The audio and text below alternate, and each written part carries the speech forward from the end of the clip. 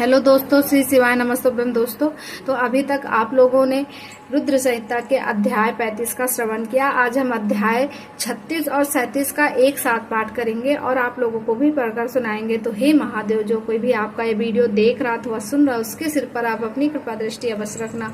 दोस्तों, हमारे मात्र श्रवण कर लेने से इस पुराण को हमारे पाप कट जाते हैं। तो दोस्तों, हम तो यही कहेंगे कि आप लोग वीडियो पर पूरा बने रहें और लास्ट तक सुने। हर हर महादेव अवश्य लिखें।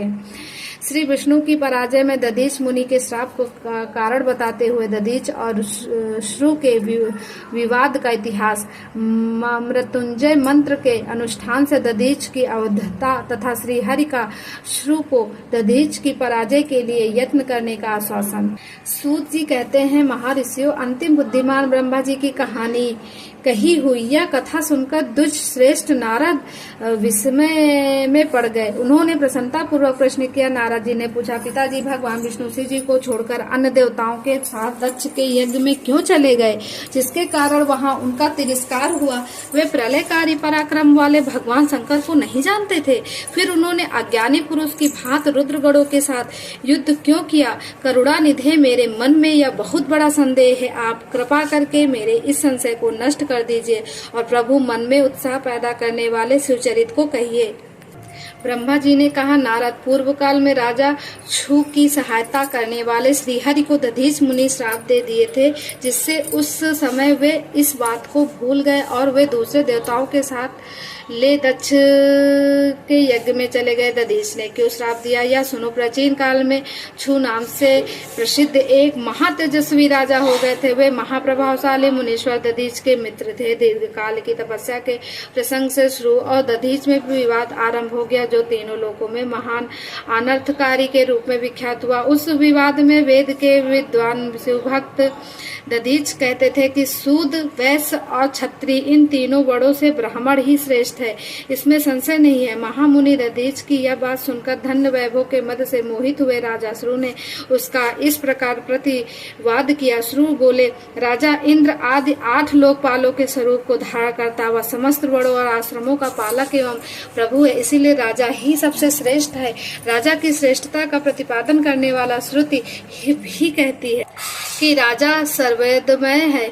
मुने, इस श्रुति के कथनानुसार जो सबसे बड़ा देवता है वह मैं ही हूँ। इस विवेचन से ब्राह्मण की अपेक्षा राजा ही श्रेष्ठ सिद्ध होता है। च्यवननंद, आप इस विषय में विचार करके और मेरा अनादर न करें, क्योंकि मैं सर्वदा आपके लिए पूजनीय हूँ। राजा छू का यह मत श्रुतियों और स्मृतियों के विरुद्ध था। इसे सुनकर भृगुकुल भूषण मुनि श्रेष्ठ दधीच को बड़ा क्रोध हुआ। मुने, आपने गौरव का विचार करके कुपित हुए। वहां तेजस्वी दधीच ने श्रु के मस्तक पर बाएं मुक्के से प्रहार किया। उनके मुक्के की मार खाकर ब्राह्मण के अधिपति कुसित बुद्धि वाले श्रु अत्यंत कुपित हो गरज उठे और उन्होंने व्रज से दधीच को काट डाला। उस व्रज के आहत हो भृंगु वंशी दधीच पृथ्वी पर गिर पड़े। भाग्र वंशधर दधीच ने गिरते समय शुक्राचार्य का स्मरण किया। योगी शुक्राचार्य ने आकर दधीच के शरीर को, जिसे श्रु ने काट डाला, तुरंत जोड़ दिया। दधीच के अंगों को पूर्ववत जोड़कर शिवभक्त शिरोमणि तथा मृत्युंजय विद्या के प्रवर्तक शुक्राचार्य ने उनसे कहा। शुक्र बोले, तात दधीच में सर्वेश्वर भगवान शिव का पूजन करके तुम्हें श्रुति प्रतिपादित महामृत्युंजय नामक श्रेष्ठ मंत्र का उपदेश देता हूँ। त्र्यंबकम यजामहे, हम भगवान त्र्यंबकम का यजन आराधन करते हैं। त्र्यंबकम का अर्थ है तीनों लोकों के पिता, प्रभावशाली शिव। वे भगवान शिव सूर्य, सोम और अग्नि तीनों मंडलों के पिता हैं। सत्व, रज और तम तीनों लोकों के महेश्वर है। आत्म तत्व, विद्या तत्व और शिव तत्व, इन तीनों तत्वों के आवाहनीय गार्हपत्य और दक्षिणा अग्नि, इन तीनों अग्नियों के सर्वत्र उपलब्ध होने वाले पृथ्वी, जल एवं तेज, इन 3 मूर्त भूतों के अथवा सात्विक आदि भेद से त्रिविध भूतों के त्रिदिव स्वर्ग यहाँ तक मंत्र के प्रथम चरण की व्याख्या हुई।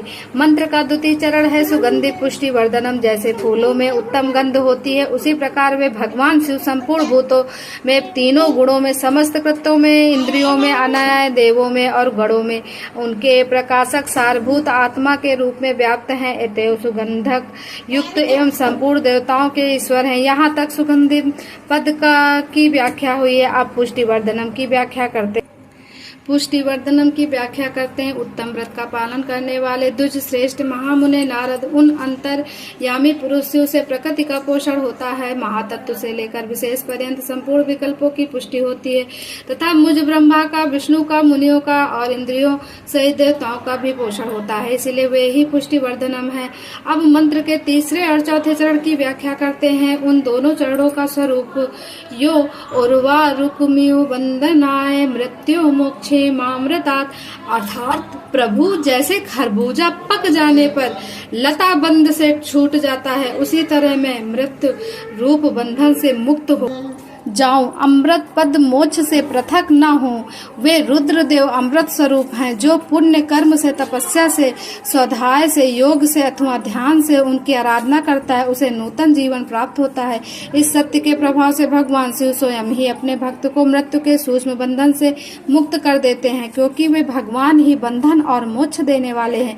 ठीक उसी तरह जैसे उर्वारुक अर्थात ककड़ी का पौधा अपने फल को स्वयं ही लता के बंधन में बांधने रखता है और पक जाने पर स्वयं ही उसे बंधन से मुक्त कर देता है, यह मृत संजीवनी मंत्र है जो मेरे मत से सर्वोत्तम है। तुम प्रेम पूर्वक नियम से भगवान शिव का स्मरण करते हुए इस मंत्र का जाप करो।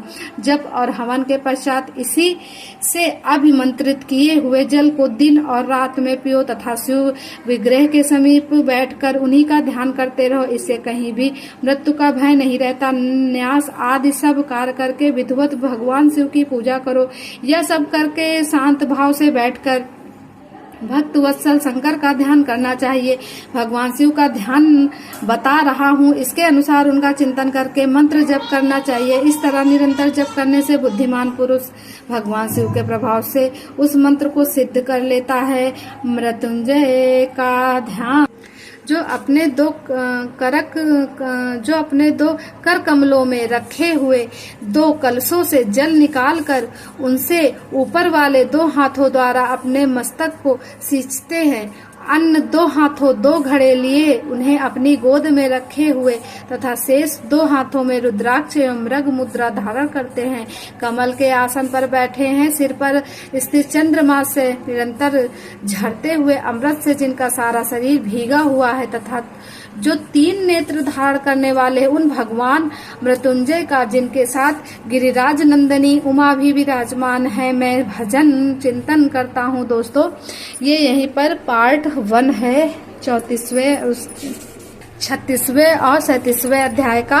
अब इसके बाद हम दूसरे वीडियो में डालेंगे संपूर्ण वीडियो पूरे अध्याय का, तो आप लोग पूरा वीडियो जरूर सुनना। श्री शिवाय नमस्तुभ्यं।